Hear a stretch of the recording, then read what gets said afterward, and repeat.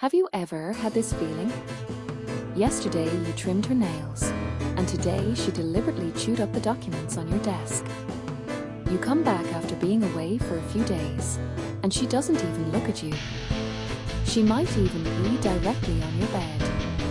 Does a thought flash through your mind as she's getting back at me? But what if I told you, two experts who study cat behavior both believe that cats do not hold grudges.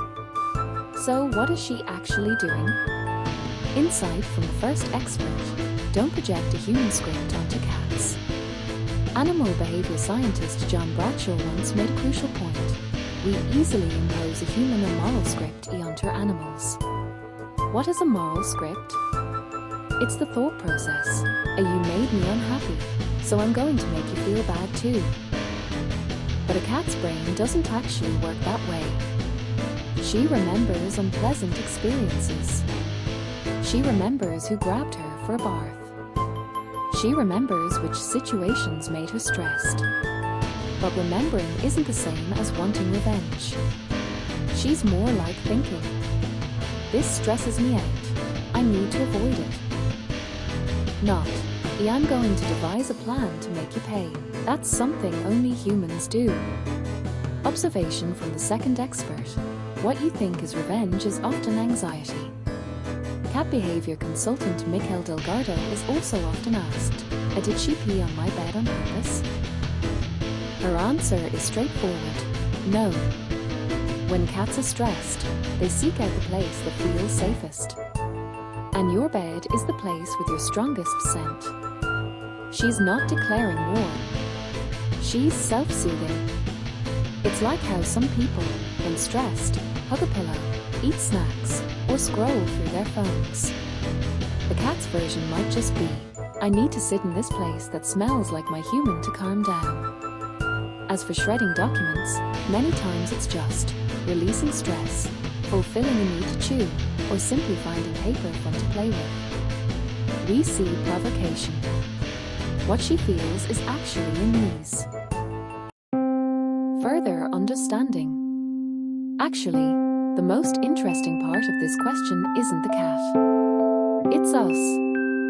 Why are we so quick to interpret it as holding a grudge? Because a revenge is a very dramatic, complete story. If she's taking revenge, it means she cares about us deeply. She has emotions towards us. We are important in her world.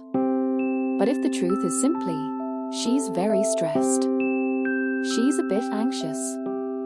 She just needs to feel secure. Then the whole thing suddenly becomes not so much like a revenge movie anymore.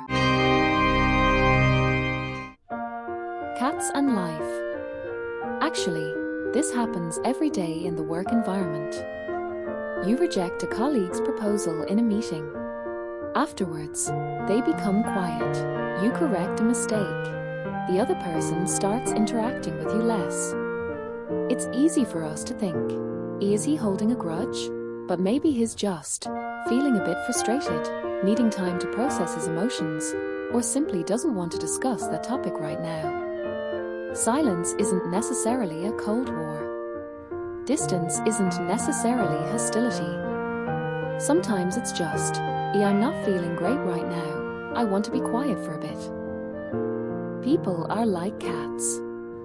Pulling back is sometimes a form of protection, not an attack. And certainly not planning revenge. Conclusion. So, do cats hold grudges? Based on current behavioral research, there's no evidence they plan revenge. They have emotions. They need space. Sometimes they become distant. But that's the flow of emotions, not the storage of hatred. The ones who truly remember things for a long time, replay them repeatedly, and add a storyline, are often us humans. Sometimes we just need a little time to let the emotions settle. If you enjoy this way of understanding cats and yourself through science and life philosophy, I've left more thoughts in the description below. Your feline overlord isn't holding a grudge. She just wants to feel secure.